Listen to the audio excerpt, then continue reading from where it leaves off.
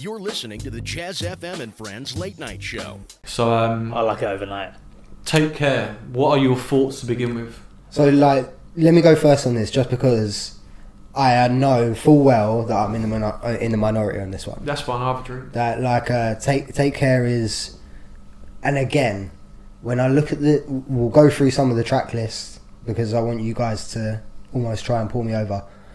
It's my least favourite Drake album, and takes nothing away from it because again, when you look at the songs on it, amazing. But do you know what I mean? If I rank Drake albums like 1 to 8, whatever he's had in terms of like, it's your least favourite.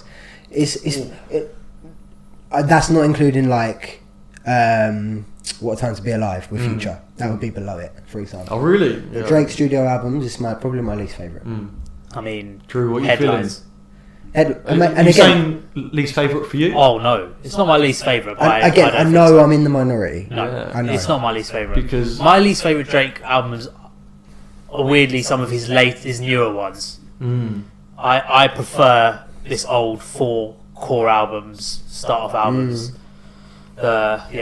These ones are for me. I mean, this album has got Crew Love on it. It's got Take Care on it. It's got Marvin's Room on it. It's got so many bangers on this album. As much as those, and again, Marvin's Room will probably make my top 10 Drake songs easily, possibly even. it makes my top 5. Exactly, it will possibly even scratch the top 5. But yeah, again, the album for me, as a whole, not the one. Because just to drop some knowledge in between, released on November the 15th, 2011. We have The Weeknd, Rihanna, Kendrick, Nicki Minaj, Rick Ross, Lil Wayne, Andre. So do you know? Can I just say, you know what's interesting, and do you know why I feel like this about this album? You know what Drake says he feels about Thank Me Later. Yeah. About how, well, you feel this is rushed? I feel like this is the one that's more mainstream. Do you? Oh, I feel like this is the one that's got all the features on it that are the people who are hot at the time. I feel like he didn't like Thank Me Later, and then he realised that he's actually done something here. He's gone big. Let's do it again. He doesn't say that though. He doesn't which is say an interesting thing. But I think he's thought, look, I know I can do this type of album.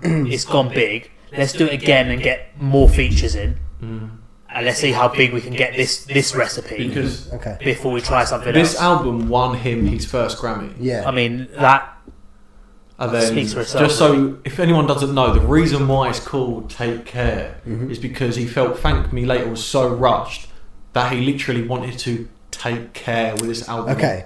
So I wouldn't say it's rushed because again, the production, the step up in terms of sonics is better. So much better as an album sonically. Yeah. The clarity of sound, the producers 40 and Wonder and whoever else is on this album definitely reached a new level themselves as well. Then something just to kind of note is Thank Me Later.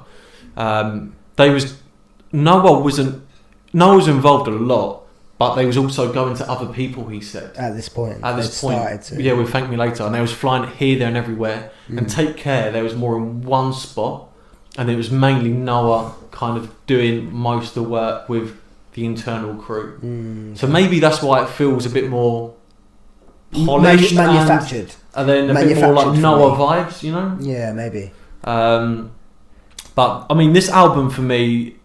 I remember when I was living in Coventry for uni, so I had friends kind of outside my apartment who I used to meet up with and go out with, and then all I'd do is basically whack on this album, drink a bottle of Disaronno, because that's probably what you guys know me for, Of right? course, yeah. And then I'd go and meet them, but I remember it would be like, you know, like I say, because not that I weren't friends with the people in my flat, but we didn't have that same connection. Yeah. So it would be kind of shot for me over my dead body, Marvin's Room, and there'd be just me. I was drinking a bottle of Disaronno in my room, pre-drinking, and then going out and having a great time. Life. Yeah, you know? that's what Drake's aiming for in a lot of his music. It's that mood music. Yeah. It's that like you want to be in that specific Where you can zone, and then that listening to that music makes you feel even more in that zone. Yeah, he does like nobody else take you.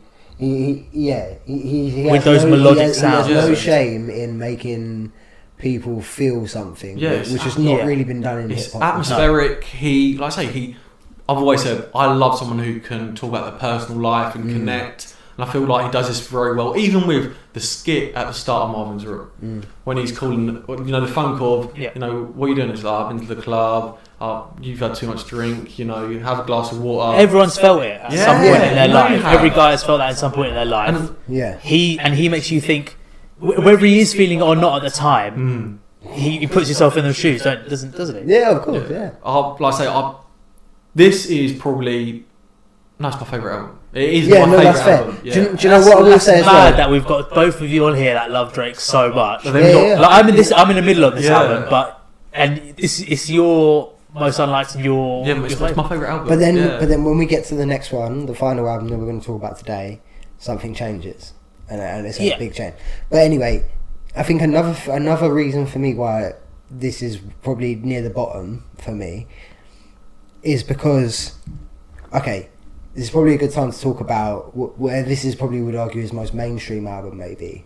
You're listening to the Gezz FM and Friends Late Night Show, the only place for hip-hop discussion and general chit-chat. Gezz was like, right, I'm going to ask you some questions on the podcast. And I was like, what? The tunes you were playing was unbelievable. For me, he's the greatest of all time for many reasons. Can you answer this on the this spot? to me? Why are you doing that to me, man? Sorry, I've lost my cool now.